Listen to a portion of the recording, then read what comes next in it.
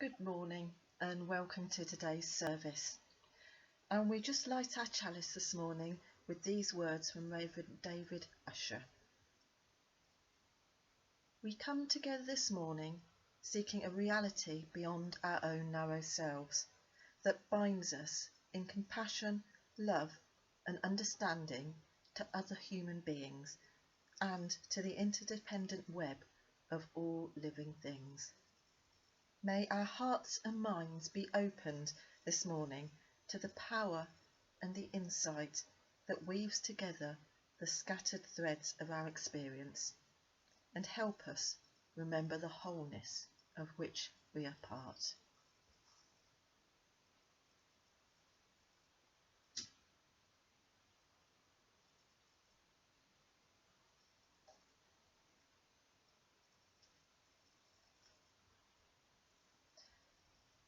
So good morning and welcome to today's service. If you don't know me, my name's Louise van der Hoven and I'm a member of the congregation at Newcastle upon Tyne Church of the Divine Unity.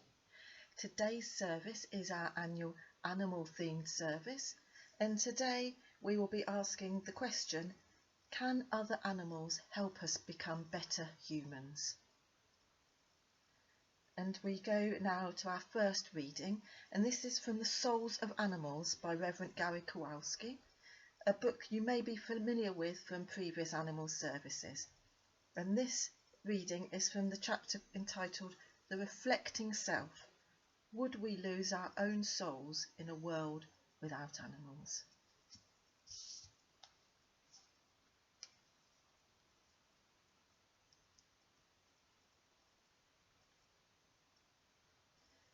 We gain our awareness of self by seeing our own image reflected in the world around us, and there are many kinds of mirrors. We define the self in relation to the other, and the mirror reflects two ways. We shape our environment, and our environment shapes us. Social interactions are mirrors, culture is a mirror, and so is the natural world. So we know ourselves as human in part through our relationships with the non-human world.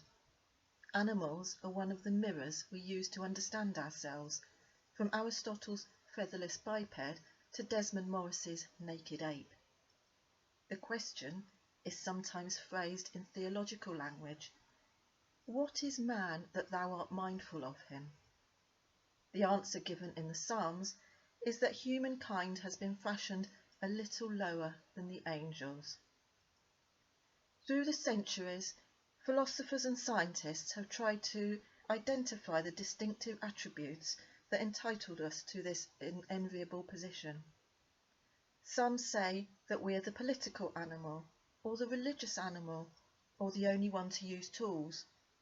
It has been suggested that we are the only beings who reason, or use language, or feel shame. As is the only species that blushes, wisecracked Mark Twain, or has needs to. None of these traits is exclusively human, however. We now know that animals also reason. They also create tools. They too use symbolic communication. Each time we claim some gift or faculty as peculiar to ourselves, we soon discover that other animals share the same abilities. When Jane Goodall first learned that chimpanzees were making and using tools in the wild, for example, her mentor, the anthropologist Louis Leakey, observed that scientists would either have to redefine tool, redefine Homo sapiens, or reclassify the chimpanzee as a member of the human race. As we are increasingly coming to realise, animals can do most of the things we do and many of the things we can't. What seems certain, though, is that human beings perennially compare themselves with other creatures. Like a person continually glancing in the mirror, we appear to have some nagging insecurity about our own self-image. Our loud boasts of superiority suggest not that we have real self-confidence, but that we are rather unsure of ourselves. What distinguishes our species may be this inward anxiety. Whilst other animals may be endowed with special gifts, acute hearing, keen eyesight, incredible speed, human beings are really nothing special. This is both a biological and a moral judgment. Lack of specialisation makes us highly adaptable, but it also means we have no fixed form or definite identity.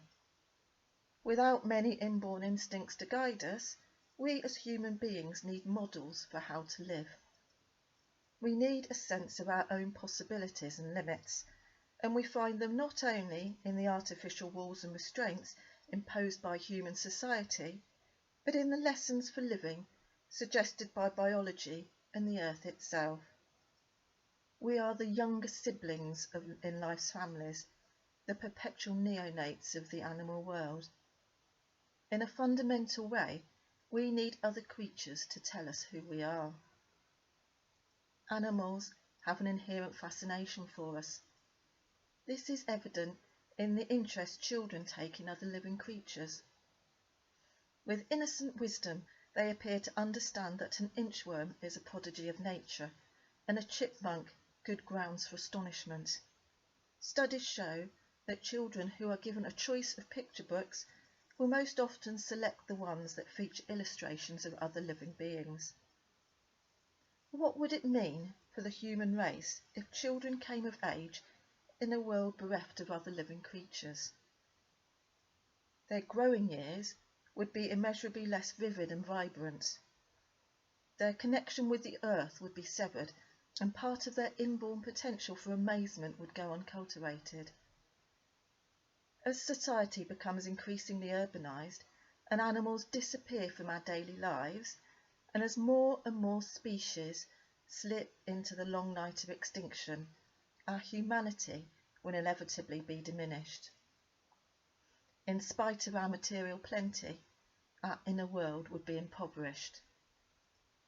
With the gradual disappearance of animals, we will become like children who grow up in a jungle of asphalt, or like orphans who have no family and only themselves to care for.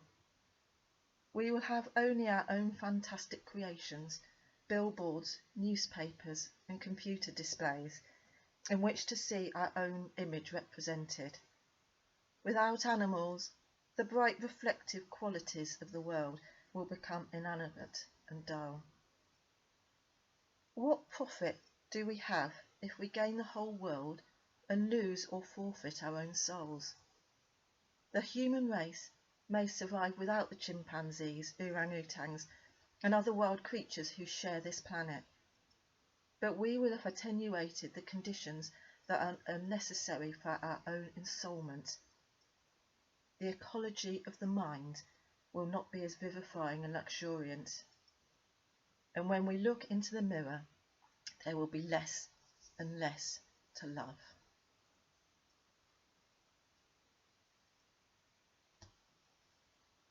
And now let's join together in prayer, and we will now have a prayer composed by Pope Francis.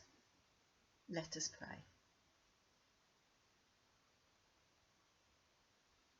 Spirit of life, you are present in the whole universe and in the smallest of your creatures.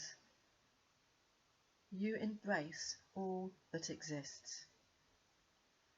Pour out upon us the power of love, that we may protect life and beauty. Fill us with peace, that we may live as brothers and sisters, harming no one. Help us to rescue the abandoned and forgotten of this earth. Bring healing to our lives, that we may protect the world and not prey on it. May we sow beauty, not pollution and destruction. Touch the hearts of those who look only for gain, at the expense of the poor and of the earth.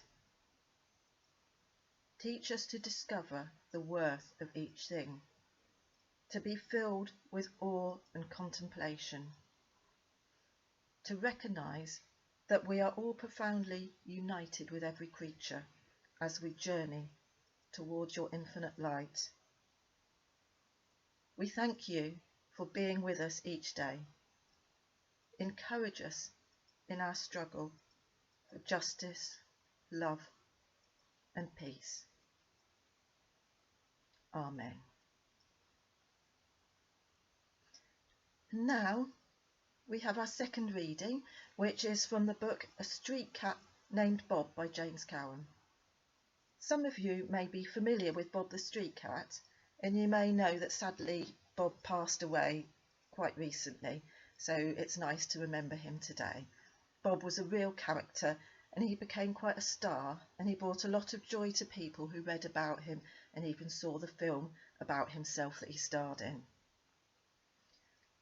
So James had been homeless for several years and was fighting drug addiction when he was befriended by the stray cat Bob, and his book is about their relationship and how it helped him to turn his life around when pretty much all else had failed. In this extract, Bob and James had recently got to know each other, and Bob had started following James when he went out busking, but James didn't realise that this would be becoming quite a habit with him. The skies were grey as I set out to my busking patch, and there was a hint of rain in the air. If it was going to be like this, it would be a waste of time. Busking on a rainy day was never a good idea. People just rushed by that bit quicker. If it started bucketing down, I decided, I'd simply turn around and head back home. I would rather spend the time hanging out with Bob. I wanted to use the money we'd made the previous day to get him a decent lead and collar. I was about 200 yards down the road when I sensed something behind me. I turned around and saw a familiar figure padding along the pavement. "Ah, changed our mind, have we?"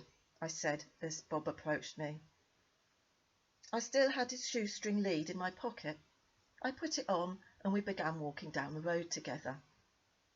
Just like the day before, people immediately began staring at us, and just like the day before, one or two looked at me disapprovingly. They clearly thought I was off my rocker, leading a ginger Tom around on a piece of string. "If this is going to be a regular thing, I really am going to have to get you a proper lead," I said quietly to Bob, suddenly feeling a bit self-conscious. But for every person who gave me a dirty look, another half-dozen smiled and nodded at me. One lady, weighed down with bags of shopping, gave us a big sunny grin. "Don't you two make a pretty picture," she said. No one had engaged me in conversation on the streets around my flat in all the months I'd lived there. It was odd, but also amazing. It was as if my Harry Potter invisibility cloak had slipped off my shoulders. It's not easy when you're working on the streets. People don't give you a chance. They don't want to listen. All they see is someone they think is trying to get a free ride. They don't understand I'm working. I'm not begging. Just because I don't have a payslip and a P45, it doesn't mean I'm freeloading. Bob began to regularly join me when I went out, and as the days went by, I realised that having Bob there gave me a chance to interact with people. They would ask about Bob, and I would get a chance to explain my situation at the same time. They would ask where he came from, and I'd be able to explain how we got together, and people would give me more of a fair hearing. Psychologically, people began to see me in a different light. Cats are notoriously picky about who they like, and if a cat doesn't like its human, it will go and find another one. Cats do that all the time. They go and live with somebody else. Seeing me with my cat softened me in their eyes. It humanised me, especially after I'd been so dehumanised living on the streets. In some ways, Bob was giving me back my identity. I had been a non-person. I was becoming a person again. And Bob wasn't just changing other people's attitudes to me. He was changing my attitude to others too. Let us pray.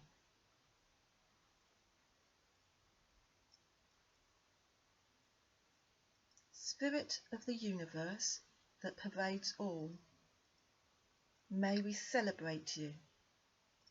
recognise you in all, and make you our guiding force in our deeds and imaginings. Sustain us today. Help us to outgrow our failings and to avoid judging others. Guide us towards the right paths and protect us from wrong.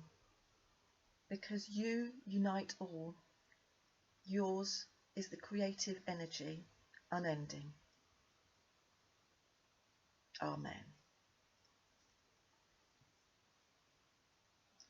And now, our next reading is from an article from the New York Times, and it's written by Helen MacDonald, a writer possibly best known for her book H is for Hawk. Just to mention too that she recently made a really good documentary called The Hidden Wilds of the Motorway, and it's about the wildlife around the M25, and it's been on quite recently, so it's probably still available on BBC iPlayer, which I really recommend checking out. So this article is called What Animals Taught Me About Being Human. Long ago, when I was 9 or 10, I wrote a school essay on what I wanted to be when I grew up. I'll be an artist and I'll keep a pet otter, I announced confidently, before adding, as long as the otter is happy. When I got back my exercise book, my teacher had commented, "But how can you tell if an otter is happy?" I boiled with indignation. Surely, I thought, otters would be happy if they could have a soft place to sleep, could play, go exploring, make a friend, that would be me, and swim around in rivers catching fish. It never occurred to me that I might not understand the things that an otter would want, or even understand much of what an otter might actually be. I thought animals were just like me. I was an odd, solitary child with an early and all-consuming passion to seek out wild creatures. I upended rocks for centipedes and ants, followed butterflies between flowers, lay face down in meadows breathing in the perfume of roots and decay, transfixed by the sight of tiny insects making their laborious way up blades of grass. Viewed close up, the profusion of life in a few square feet of vegetation astonished me, radically shifting my sense of scale and widening my world beyond the modest familiarities of classroom and home. The creatures I met in the fields and woods around my house came to feel like a secret family, though I spent a lot of time chasing and catching them and not thinking much about how that actually made them feel. I wasn't just finding out what animals looked like, but testing my capacity to navigate that perilous space between harm and care that was partly about understanding how much power over things I might have, and partly how much power I had over myself, knowing that I could so easily hurt them. At home I kept insects and amphibians in a growing collection of glass aquariums arranged on bedroom shelves and windowsills. Later they were joined by an orphaned crow and a nest of baby bullfinches rendered homeless by a neighbour's hedge pruning. Looking after my menagerie taught me a lot about animal husbandry, but in retrospect my motives were selfish. Rescuing animals made me feel good about myself, and surrounded by them, I felt less alone. My parents were wonderfully accepting of my eccentricities, but things weren't so easy at school. To use a term from developmental psychology, social connection wasn't my forte. One morning, I wandered off the court in the middle of a netball match to identify some nearby bird calls and was bewildered by the rage this engendered in my team. Things like this kept happening. I wasn't good at teams, or rules, or any of the in-jokes and complicated allegiances of my peer group. Unsurprisingly, I was bullied. To salve this growing, biting sense of difference from my peers, I began to use animals to make myself disappear. By concentrating hard enough on insects, or by holding binoculars up to my eyes to bring wild birds up close, I found that I could make myself go away. This method of finding refuge from difficulty was an abiding feature of my childhood. By the time I was in my 30s, I thought I'd grown out of this habit. I had been a falconer for many years, which was a surprising education in emotional intelligence. It taught me to think clearly about the consequences of my actions, to understand the importance of positive reinforcement and gentleness in negotiating trust, to know exactly when the hawk had had enough, when it would rather be alone, and most of all, to understand that the other party in a relationship might see a situation differently or disagree with me for its own good reasons. These were lessons about respect, agency, and other minds that, I am embarrassed to confess, I was rather late in applying to people. I learned them first from birds. But when I was 37, my father died, and all these lessons were suddenly forgotten. I wanted to be something as fierce and inhuman as a goshawk, so I lived with one. Watching her soar and hunt over hillsides near my home, I identified so closely with the qualities I saw in her that I forgot my grief. But I also forgot how to be a person, and I fell into a deep depression. A hawk turned out to be a terrible model for living a human life. Once again, I had tried to escape emotional difficulty by filling my mind with a living creature. It was a failure, a mistake that revealed in retrospect the deepest lesson that animals have taught me: how easily and unconsciously we see other lives as mirrors of our own. Animals don't exist in order to teach us things, but that is what they have always done, and most of what they teach us is what we think we know about ourselves.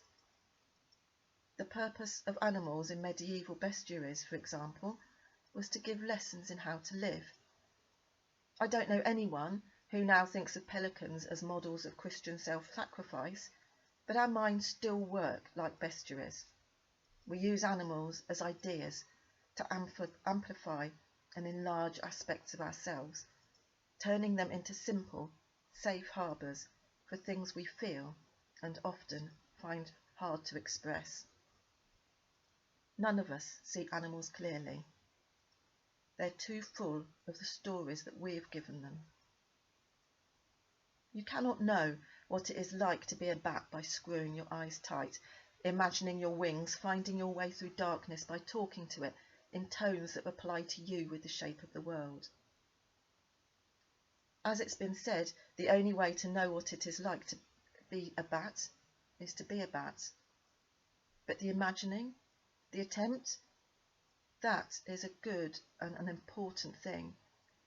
It forces you to think about what you don't know about the creature, what it eats, where it lives, how it communicates with others. The effort generates questions, not just about how being a bat is different, but how different the world might be for a bat. For what an animal needs or values in a place is not always what we need, value, or even notice. For some weeks I've been worried about the health of family and friends. Today I've stared at a computer screen for hours. My eyes hurt. My heart does too. Feeling the need for air, I sit on the step of my open back door and see a rook, a sociable species of European crow, flying low towards my house through grey evening air. Straight away, I use the trick I learnt as a child, and all my difficult emotions lessen as I imagine how the press of cooling air might feel against its wings. But my deepest relief doesn't come from imagining I can feel what the rook feels, know what the rook knows. Instead, it's a slow delight in recognising that I cannot. These days, I take emotional comfort from understanding that animals are not like me, that their lives are not about us at all. The house it's flying over has meaning for both of us. To me, it's my home. To a rook, a waypoint on a journey, a collection of tiles and slopes, useful as a perch or a thing to drop walnuts on in autumn to make them shatter and let it winkle out the flesh inside. Then there is something else. As it passes overhead, the rook tilts its head to regard me briefly before flying on. And with that glance I feel a prickling in my skin that runs down my spine, and my sense of place shifts. The rook and I have shared no purpose. For one brief moment we noticed each other, is all.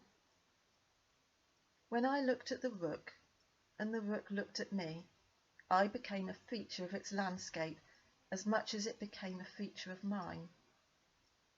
Our separate lives, for that moment, coincided, and all my anxiety vanished in that one fugitive moment, when a bird in the sky, on its way somewhere else, pulled me back into the world by sending a glance across the divide.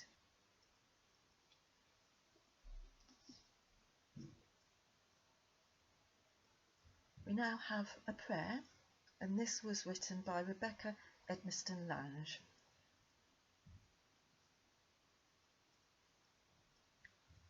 Spirit within all, mysterious force giving shape to life, miraculous source and river of being, help us to know who we are, to see our place in the history of the earth and in the family of things. Help us to see that we are part of all that ever was. In our bones lie the calcium of antediluvian creatures. In our veins courses the water of the seas. We are part of all that ever was. Part of that same spirit that turns scales into feathers and bird song into speech. We live by the sun, we move by the stars, we eat from the earth, we drink from the rain.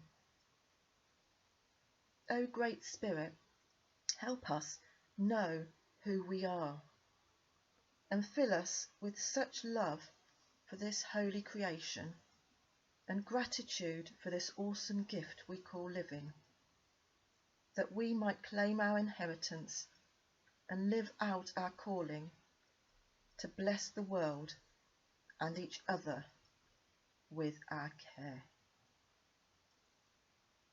Amen.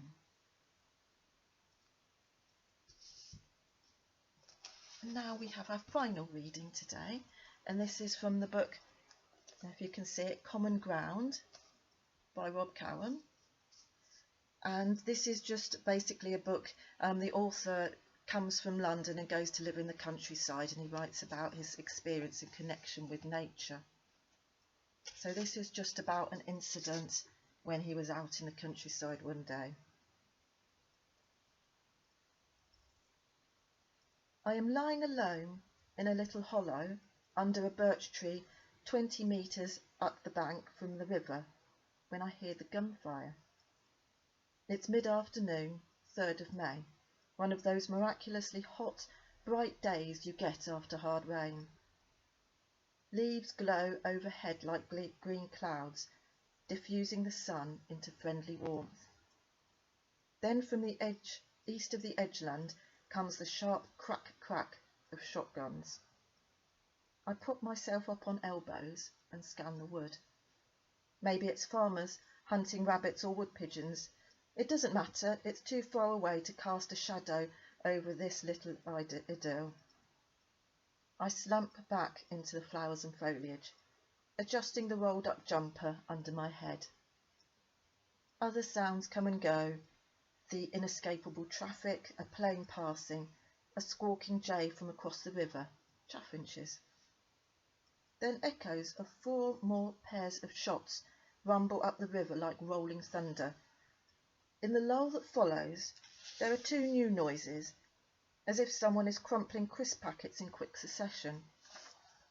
The first is distant enough for my senses to not react, but the next, only 2 seconds later, is just to my right.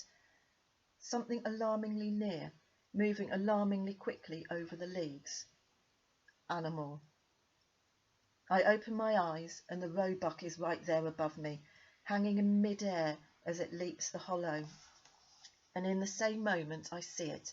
It sees me, for I watch the reaction twitch along its flank in a shiver like a flicked whip. Time pauses. Before my brain can kick in and muster my body into a defensive curl, it records details, bits. The lithe muscular form as it banks, the black nose and a white chin, the grunt in its breath, the two small, sharp, twisted, waffle cone coloured antlers, and a coat the same hue as oak leaves in winter. All 4 hooves are off the ground, and its muscle and sinew are contracting and bulging, rippling and flexing its chest like sail and rigging at full lick. And then there's that eye, the surprised, scared, revelatory eye, just 3 or 4 feet from mine, looking down at me. I can't remember ever being so close to a wild animal of this size, or feeling the intensity it brings, as though I've been plucked from an armchair by a tornado of fur and mass and pungent form, as though the wood itself is suddenly up and running. It is something so immediate and exquisite that it's hard to believe it's happening, and maybe because of this I fix on that eye. I see the eye itself, the round orb and glistening dark surface fringed with lashes, but I see through it too, past the lens and retina, along the optic nerve, and beyond to somewhere that exceeds understanding, somewhere you could disappear into and never return. Time speeds up again, reeling away like a line behind a bitten hook. I presume the deer glides off into trees and upriver, but I don't see that, because my body has flinched and sought to protect the central vital organs by turning itself towards the earth, right arm over my head, legs scrunched, shoulder braced for an impact that won't come. By the time I sit up again, the wood has returned to how it was. The edgeland is going about its business, the plane still passing overhead. Jays, it's only me still caught up in the wake. I feel like a hammer has been swung into my diaphragm, breathless, giddy. I am somewhere between ecstasy and a heart attack. A heaviness thumps between my ribs, and a high note whistles in my ears. I feel twitchy, tense. My body isn't behaving how it should, or perhaps it is. Just as a magnet can magnetize metal when rubbed over it, a deer vaulting me has temporarily animalized my nervous and respiratory systems. There is disbelief, relief, then an urge to shout, to release, vent and share what has just happened. I instinctively look around for someone to talk to, someone who, by chance, might have witnessed it. It was right here I want to scream at anyone. Did you see? It could have killed me. Or, as it comes to me a second later, I could have killed it. And as the human impulses trickle back, I suddenly start to feel starkly alone, as though I've drifted too far out to sea while I wasn't concentrating. The adrenaline wearing off. I wish there were other people with me. There should be other people here. The next best thing is in my pocket, but my finger hesitates over my phone screen. This doesn't need sharing. Not yet, and not like that. Anyway, what could you say? How do you describe these feelings? How can I explain the kind of primitive excitement flowing through my veins to someone who wasn't there? Oh, hi, how are things? I just thought I'd call and say I've glimpsed the immensity of existence. Because, grand as it sounds, that's how it feels.